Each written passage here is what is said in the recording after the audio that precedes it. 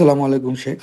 وعلیکم السلام ورحمۃ اللہ وبرکاتہ۔ شیخ میرا سوال یہ ہے کہ شیخ میں نے وہ جاوید اختر کا ایک اسٹریم دیکھا تھا، انہوں نے ایک بات وہاں پہ کہی تھی کہ ہر چیز اگر اللہ کے مرضی سے ہوتا ہے تو کیا وہ ریپ وغیرہ بلاತ್ಕಾರ وغیرہ اس کو کیسے جسٹیفائی کریں گے؟ وہ کیا اللہ کے مرضی سے ہوتا ہے یا پھر چیزیں اللہ کے عزم سے ہوتا ہے؟ تو میں کنفیوز ہو گیا شیخ۔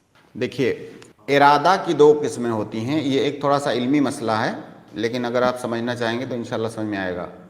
ارادہ کی دو قسمیں ہیں، اللہ تعالیٰ کے ارادہ کی دو قسمیں ہیں۔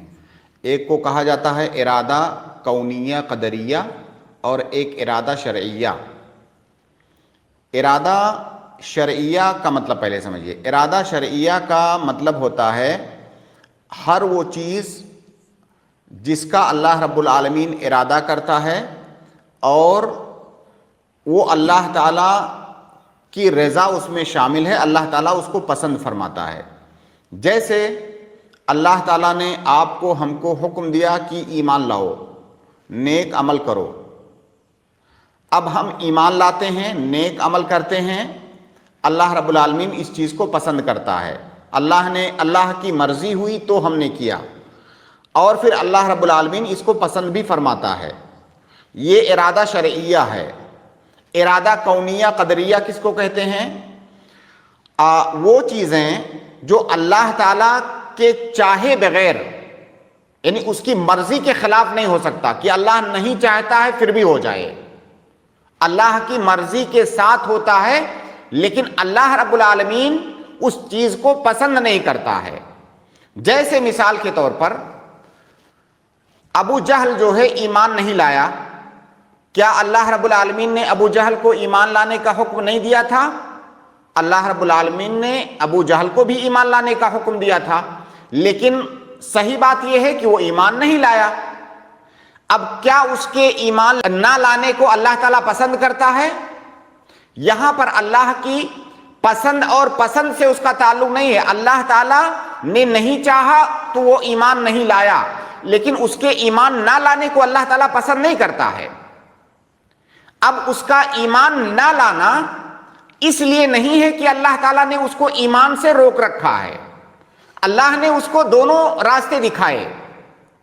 اللہ تعالیٰ آپ کو اور ہم کو نیکی اور بدی دونوں کا راستہ دکھاتا ہے، یہ اچھا ہے یہ برا ہے، اور اللہ تعالیٰ آپ کو اس بات کا اختیار دیتا ہے کہ آپ چاہو تو بدی کا راستہ چنو، چاہو تو نیکی کا راستہ چنو۔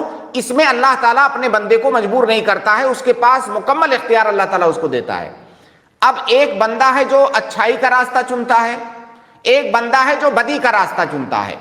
کوئی بھی انسان بدی اس وقت تک نہیں کر پائے گا جب تک اللہ رب العالمین نہ چاہے، لیکن بدی کا راستہ اس نے اللہ تعالیٰ کے کہنے پر نہیں چنا ہے۔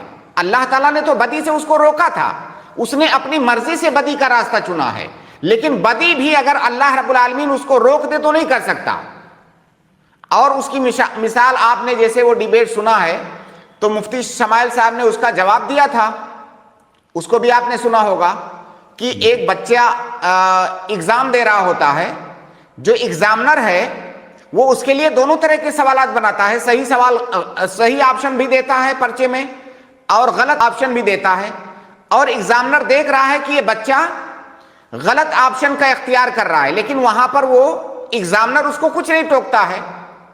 ایگزامنر نے مجبور تھوڑی کیا تھا اس کو کہ تم غلط والا آپشن چنو، اس نے تو دونوں آپشن دیا تھا، اور جو اسٹوڈنٹ ہے اس کو فل اختیار ہے مکمل طور سے کہ دونوں میں سے کوئی بھی چن سکتا ہے۔